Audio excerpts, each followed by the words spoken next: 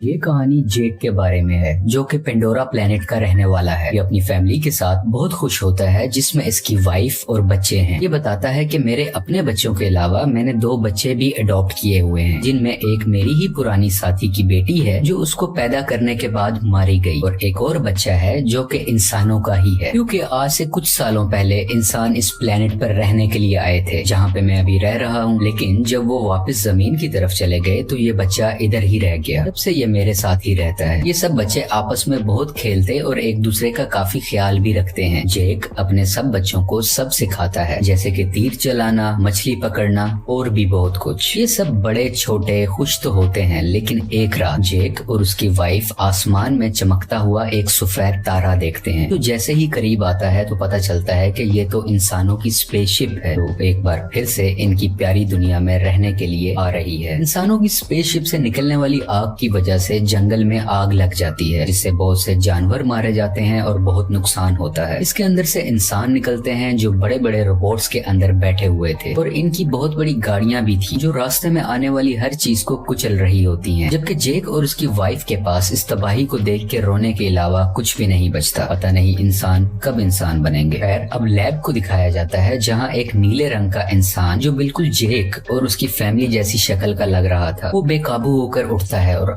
आसपास के लोगों को मारने लगता है। उसको उसके साथी कंट्रोल करते हुए बताते हैं कि आप हमारे कॉलोनल हैं, यानी कर्नल हैं, और आप इंसान ही हैं। हमने आपके मरने के बाद आपको मॉडर्न टेक्नोलॉजी की मदद से ऐसी बॉडी दे दी है जिस वजह से आप इस प्लेनेट में जिंदा रह सकेंगे। आप दिखने में इस प्लेनेट के लोगों जैसे ही लगेंगे, तो आपको फिक्र करने की कोई जरूरत नहीं है। इसी तरह बहुत से इंसानों को ऐसी बॉडी दे दी जाती है जो कि हम इन कर्नल के आसपास खड़े लोगों में देख भी सकते हैं। दूसरी तरफ जेक और उसके साथी इंसानों को रोकने के लिए उनकी ट्रेन को तबाह कर देते हैं, जिसमें उनके हथियार और खाने का सामान जा रहा था। ये लोग खुद उड़ने वाले क्रिएचर्स पर थे और इंसानों के हेलीकॉप्टर्स को भी तबाह करने के बाद उनका सामान लूट लेते हैं। जब कर्नल को इस होने वाले नुकसान का पता चलता है तो वो जेक को मारने का प्लान करता है, क्योंकि जेक ही है जो नावी लोगों का लीडर है। बेसिकली जेक और उस जैसे दिखने वाले लोगों को नावी कहा जाता है। ये सभी वो लोग हैं जो जंगलों में रहते हैं और इन्हीं ने ट्रेन पर अटैक भी किया था। लेकिन कर्नल की सीनियर ऑफिसर उसको बताती है कि हमने जब भी जेक के जंगल में अपने जहाज भेजे तो उनके उड़ने वाले क्रिएचर्स ने हमेशा उनको तबाह किया। तुम ही हमारी उम्मीद हो जो कुछ कर सकते हो। तो कर्नल जंगल में अपने कुछ साथियों के साथ पैदल जाता है जहाँ पर जेक के बच्चे खेल रहे थे। वो अपनी तरफ इंसानों को आता देखकर अपने फादर को बताते हैं, लेकिन उसी वक्त इंसान उनको पकड़ लेते हैं। कुछ ही देर में जेक की वाइफ वहाँ पर पहुंचकर एक इंसान के सर से तीर आर पार कर देती है। दोनों में लड़ाई शुरू हो जाती है। जेक की वाइफ अपनी बाकी बच्चों को तो बचा लेती है, लेकिन कर्नल उसके उस बेटे को उठा के अपने साथ ले जाता है जो इंसानी शक्ल वाला बच्चा था, जिसको इन्होंने अडॉप्ट भी किया हुआ था। जेक की वाइफ अपने बच्चे को लेके परेशान ही थी कि जेक कहता है कि हमें इस जंगल को छोड़कर जाना होगा, क्योंकि मैं यहाँ का लीडर हूँ और वो कर्नल मेरे पीछे है। क्योंकि जब पहले इंसान यहाँ आए थे तब मैंने ही कर्नल को मारा था। क्योंकि वो नीले जिस्म या एवाटार में जिंदा होकर दोबारा आया है तो वो मुझे मारना चाहता है। अगर मैं, तुम और हमारी मुकम्मल फैमिली यहाँ से चली गई तो हम अपने कबीले के बाकी लोगों की जान बचा सकेंगे, क्योंकि हमारा पकड़े जाने वाला बच्चा जल्द ही हमारी लोकेशन बता देगा कि हम कहाँ रहते हैं और इंसान यहाँ तक पहुँच जाएंगे। जेक की वाइफ जाना तो नहीं चाहती लेकिन आखिरकार मान जाती है। कि दूसरी तरफ इंसान जेक के बच्चे पर जुल्म कर कर उसके घर का पता पूछ रहे होते हैं, लेकिन वो हिम्मत करता है और कुछ भी नहीं बोलता। तभी कर्नल आकर उनको रोकते हैं और कहते हैं कि ये इंसान है तो इसे हम इंसानों की तरह बात करेंगे। ये उसकी तरफ दोस्ती का हाथ बढ़ाकर बताता है कि मैं तुम्हारा असली फादर हूँ, और आखिरी बार जब मैं दुनिया में आया था तो मैं जानबूझकर तुम्हें यहाँ छोड़ के गया था, क्योंकि मैं साथ तुम्हें लेकर नहीं जाना चाहता था। लेकिन अब मुझे एहसास है और मैं तुम्हें अपने साथ वापस लेकर जाऊंगा। जिस पर वो मासूम बच्चा मान जाता है कि ठीक है, मैं आपको जगह दिखा दूंगा। जबकि दूसरी तरफ जेक और उसकी फैमिली अपने कबीले को छोड़कर अपने उड़ने वाले क्रिएचर्स पर बैठ के यहाँ से बहुत दूर चले जाते हैं कि कम से कम कहीं रहने को नया ठिकाना मिले और वो वहाँ पे रह सके।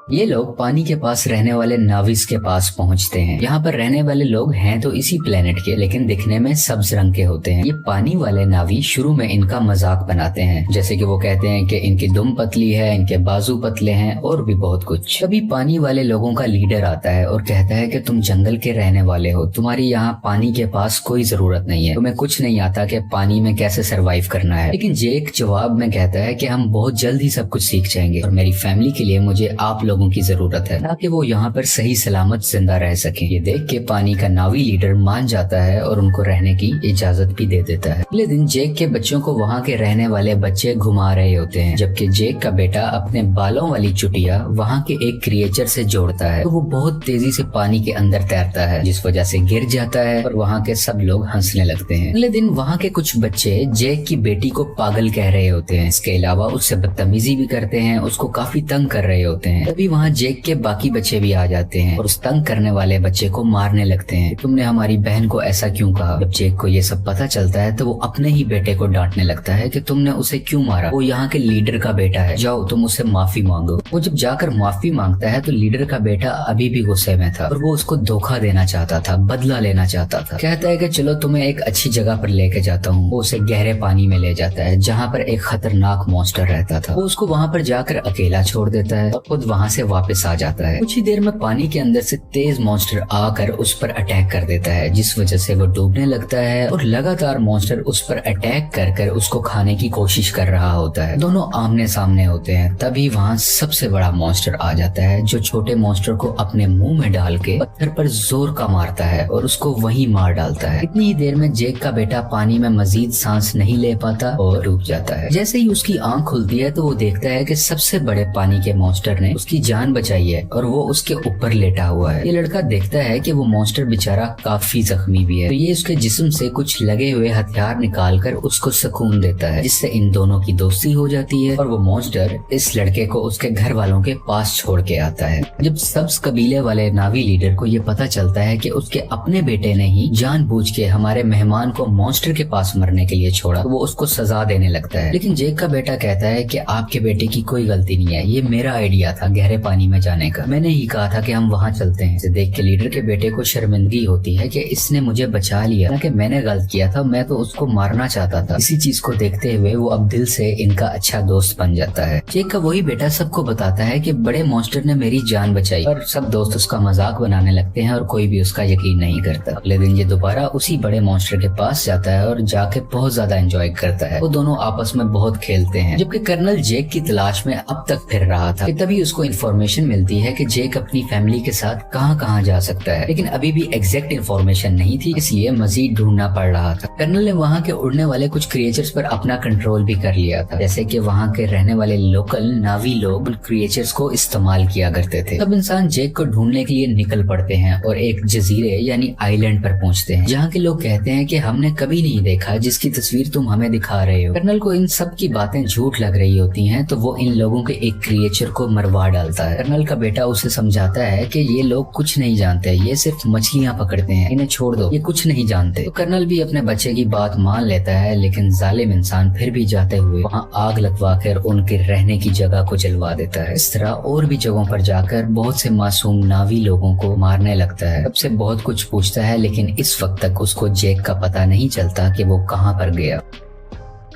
इसी तरह ये सब इंसान पानी वाले एक क्रिएचर को देखते हैं, उस पर भी लोहे की बनी हुई चेन और कुछ छोटे मिसाइल से अटैक करते हैं। इसके अलावा एक ऐसी अल्ट्रासोनिक गन से भी अटैक करते हैं जिससे वो मॉन्स्टर इंसानों पर हमला ही नहीं कर पाता और इंसान इसको बड़े आराम से पकड़ सके। वो बेचारा मॉन्स्टर अपने छोटे बच्चे के साथ तैर रहा होता है, जिसने इंसानों का कभी कुछ नहीं बिगाड़ा था, लेकिन वो दर्द से तड़प रहा था, चीख रहा था और आखिरकार वहीं पर मारा जाता है। उसका छोटा सा बच्चा इर्द गिर्द घूम कर उसको आवाजें दे रहा होता है और इंसान बहुत ही बेशर्मी के साथ खुशी में तालियां बजा रहे थे कि वो अपने मिशन में कामयाब हो गए। ये सब देखकर कर्नल का बेटा काफी तकलीफ में होता है, क्योंकि उसको इन सब जानवरों की फिक्र थी और वो इस होने वाले जुल्म को बिल्कुल बर्दाश्त नहीं कर रहा होता। इंसान उस क्रिएचर को पकड़कर अपने साथ ले जाते हैं, उसके मुंह के अंदर जाकर ड्रिल मशीन से उसके मुंह के ऊपर वाले हिस्से में सुराख करते हैं, जिसके अंदर से एक पीले रंग का लिक्विड निकलता है, जो कि एक ऐसा पानी है कि जो भी पिएगा उसकी उम्र बहुत कम स्पीड से बढ़ेगी, यानी उसको जिंदा रहने के लिए बहुत से साल मिल जाएंगे और वो जल्दी नहीं मरा करेगा। और इस लिक्विड की कीमत भी करोड़ों डॉलर्स में है। इसको ये मार्केट में बेच के बहुत पैसा कमाने वाले हैं। अगले दिन मरने वाले मॉन्स्टर क्रिएचर को सब्ज नावी लोग देख लेते हैं। इसके बाद जेक को बुरा भला कहने लगते हैं कि तुम्हारी हमारी वजह से इंसान इधर तक पहुंच गए और अब वो हमारे क्रिएचर्स को मार रहे हैं और बहुत जल्द हमें भी। इसलिए जो भी हुआ सो हुआ। ग्रीन नावी लीडर कहता है कि हम इंसानों से मुकाबला करेंगे। इसके कुछ देर बाद ही जेक का बेटा सबसे बड़े मॉन्स्टर से एक बार फिर मिलने जाता है और देखता है कि उसके ऊपर एक एंकर जैसी डिवाइस लगी हुई है, जिसकी वजह से उस मॉन्स्टर को उस डिवाइस ने वहीं रोका हुआ था और वो वहां से हिल ही नहीं पा रहा था, क्योंकि इंसान उस लिक्विड को हासिल करने के लिए और भी मॉन्स्टर्स को मारने का इरादा रखते हैं। और इस बार बारी है जेक के बेटे के बड़े मॉन्स्टर की,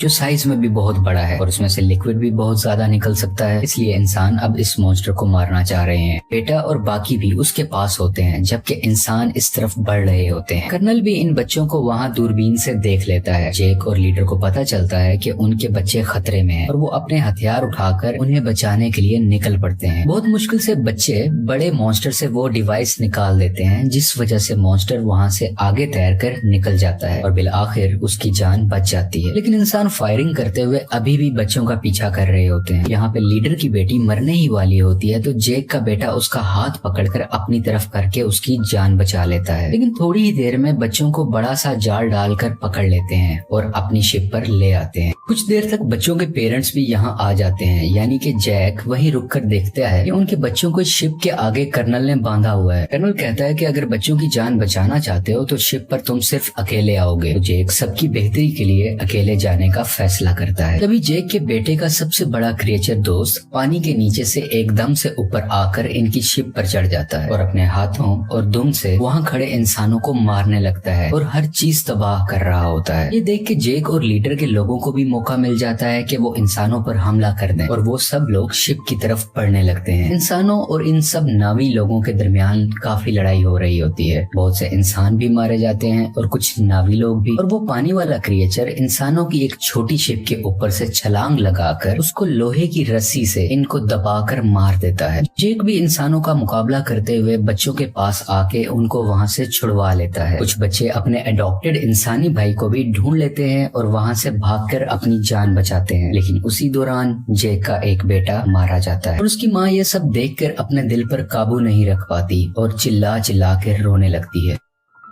जेक के दो बच्चे फिर से कर्नल ने पकड़ लिए होते हैं और वो लोग इंतजार कर रहे होते हैं कि जेक इनको बचाने आएगा और इसी मौके को देखते हुए हम उसे मार डालेंगे। जेक वहाँ बड़ी खामोशी से आकर धमाका करता है, जिससे हर तरफ आग ही आग हो जाती है। बहुत से इंसान भी मारे जाते हैं। उसकी वाइफ भी बहुत से इंसानों को अपने तीर से हमेशा के लिए खत्म कर देती है और एक इंसान को गुस्से वाली आंखें दिखाते हुए मार डालती है, क्योंकि अभी अभी उसने अपना बेटा खोया था। उसकी आंखों में दर्द था। मौका देखते हुए कर्नल जेक की बेटी की गर्दन पर चाकू रख के उन सबको हथियार डालने का कहता है। लेकिन उसी दौरान जेक की वाइफ वहां आकर कर्नल के ही बेटे की गर्दन पर चाकू रख देती है, जिसको देखते हुए कर्नल को उसकी बेटी को छोड़ना पड़ जाता है। फाइनली कर्नल और जेक की आपस में हैंड टू हैंड लड़ाई होती है। इसमें बहुत मुश्किलों के बाद जेक कर्नल का गला अपने हाथों में दबाकर उसे मार देता है और आखिरकार ये जालिम कर्नल पानी में डूबने लगता है। लेकिन कर्नल का बेटा उसे डूबने से बचाकर पानी के ऊपर ले आता है, क्योंकि कर्नल ने उसकी जान जो बचाई थी जब जेक की वाइफ ने उस पर चाकू रखा हुआ था। जब कर्नल कहता है कि बेटा मेरे साथ आओ, तो वो उस पर गुस्सा कर अपनी फैमिली के पास चला जाता है, यानी कि जेक के पास। और इसको देखकर जेक की फैमिली भी बहुत खुश होती है और उसको पहले की तरह ही प्यार करती है। आखिर में जेक अपने मरने वाले बेटे को पानी के अंदर दफना देता है और उस वक्त उसको सब पुराना याद आ रहा था कि मेरा बेटा जो आज मरा है उसको मैंने कैसे अपने हाथों में उठाया था जब वो पैदा हुआ था और आज अपने ही हाथों से दफन भी कर रहा हूँ। और इस फिल्म की कहानी